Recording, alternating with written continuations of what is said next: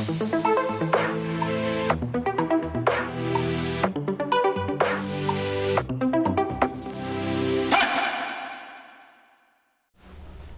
to all students. I hope you are doing fine. Today we are going to discuss family Rosaceae. Family Rosaceae is angiospermic family which is distributed worldwide.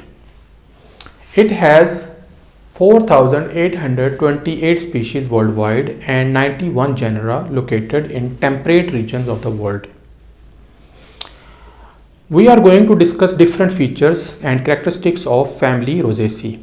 But first of all, we are going to discuss the structure of flower of family Rosaceae. First of all, I have made a diagram for you. This is a flower.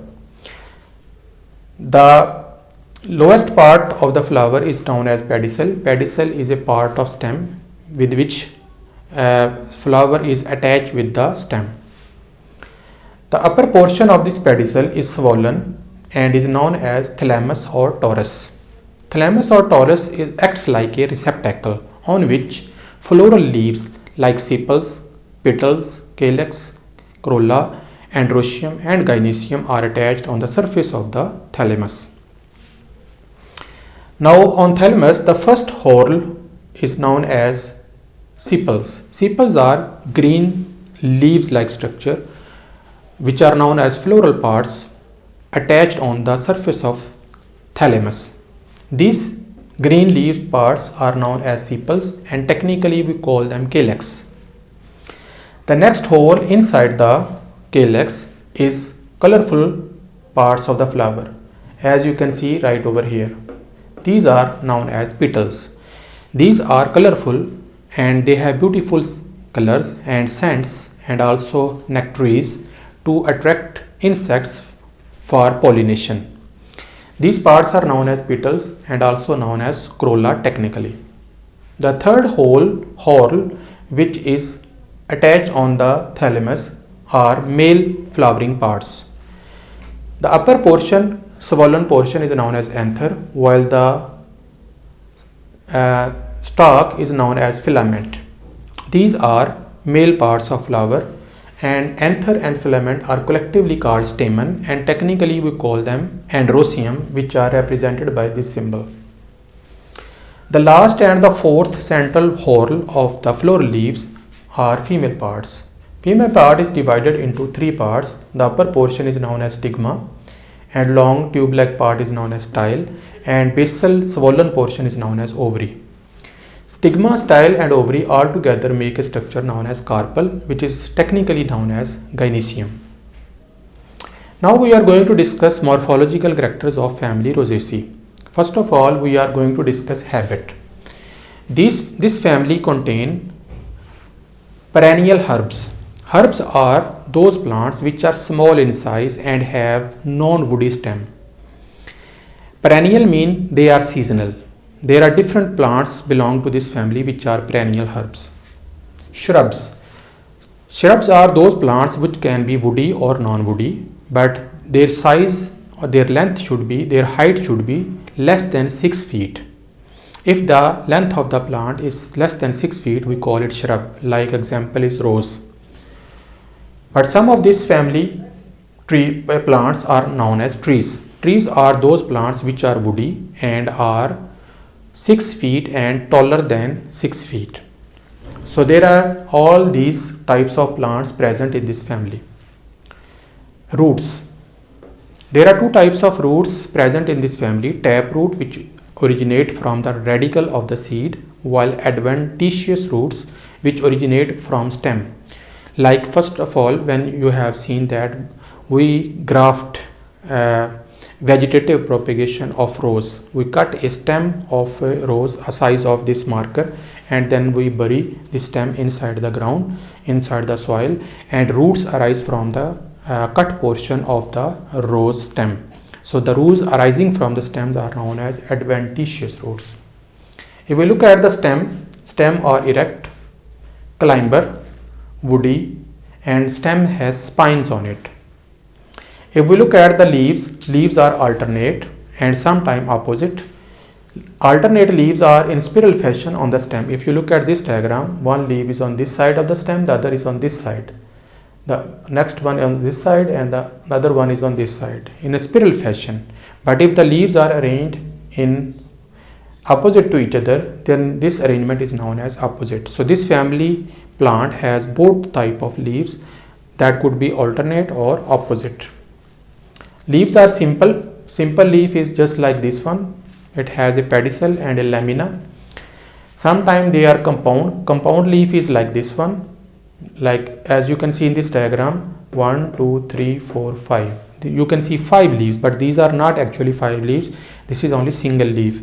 It contains 5 leaflets. This whole structure is known as compound leaf. It has a rachis and stipules on the bottom. So leaves are compound and sometimes pinnately compound and are stipulate because stipules are small leaf outgrowth present on the lower surface of the petiole, and these petioles are sometimes adnate attached with the rachis or petiole. So such leaves are known as stipulate adnate. Sometimes these leaves also contain spines on rachis. So these are the vegetative characters of family Rosaceae. Now we are going to discuss some floral characters. Floral characters, if you look at florals, first of all we are going to discuss inflorescence. As you know that inflorescence is the arrangement of leaves on the surface of stem. Inflorescence is solitary as in rose. Solitary means single flower is born on a stem. Sometimes cymose cluster and sometimes racemose like in Agrimonia. If we look at the flower are pedicellate. Pedicellate flower are those flowers which have pedicel. As you can see in this diagram, this flower has a pedicel on which it is borne. This is a part of stem. Pedicellate flowers are bisexual or hermaphrodite. It means that they have both sexes, male and female parts. As you can see in this diagram, the male parts are stamen and female parts are carpel. Flowers are actinomorphic. Actinomorphic flowers are those flowers which can be cut into two equal halves in more than one plane, and thus imaginary line passing from the central axis of the flower. As you can see in this diagram, you can cut the flower from this axis, from this side, from this side, from this side into two equal halves. Such flowers are known as actinomorphic. Flowers are showy and scented. They have beautiful bright colors and they have nice fragrance. Flowers are perigynous. Perigynous is a technical term used for these kinds of flower. As you can see in this diagram, this is a central part carpel which is located inside the thalamus, and these are sepals, petals and stamens. Sepal, petals and stamens are present on the level of carpel. Peri mean around, gynous mean pistil or carpel. All other floral parts are arranged around the pistil or carpel at the same level. Such arrangement is known as perigynous. So this arrangement is found in flowers of family Rosaceae. But sometimes these flowers are epigynous. In epigynous, the thalamus or torus is cup shaped, carpel is sunk in this cup shaped structure, and all the other floral parts, sepals, petals and stamens are borne on the upper surface of the thalamus, just above the line of pistil or carpel. Such condition is known as epigynous. Now we look at the structure of flower calyx. Calyx is term used for green leaf floral parts which are known as sepals. Sepals are technically called calyx. There are 5 sepals inside these flowers, and these sepals are united at the base. Corolla. Corolla are 5 petals or multiple of 5, 5, 10, 15, table of 5, or sometimes they are unlimited, and all the corolla, all the petals are free, they are separate. Like if you see the flower of rose, you can pull apart all the petals of that flower. Androecium. There are numerous androecium, stamens are free. Gynoecium, female part, 1 to many carpels are present. Ovary are superior. Sometimes ovary is present on top of the other floral parts. That ovary is called superior.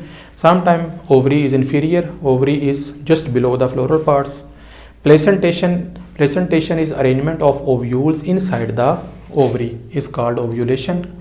Placentation is basal if it is on the base, sometimes axial. Fruits of this family are pome in Pyrus and drupe in Prunus. So different types of fruits are present in this family. Now we are going to discuss some important plants of this family. Important plants are Pyrus Melas, apple, which is very famous. Apple a day keeps you doctor away. Prunus dulcis, almond, very important for your eye, full of antioxidants. Prunus persica, peach. Prunus armeniaca, apricot. Fragaria ananassa, strawberry. Very important plants for wood are Cydonia indica, using for sticks. We make sticks, walking sticks. Pyrus pastia, and we use it to make tobacco pipes. If we look at the importance of this family, many genera of this family are cultivated in the gardens for beautiful flowers, and there are thousands of genera cultivars are produced from Rosa indica, and many different types of rose which are cultivated for beautiful and scented flowers: blue rose, red rose, pink rose, white rose, etc. There are in certain countries, the petals of the flowers are mixed up with sugar and are put in the sun to make a compound known as gulkand, which is very good for your health.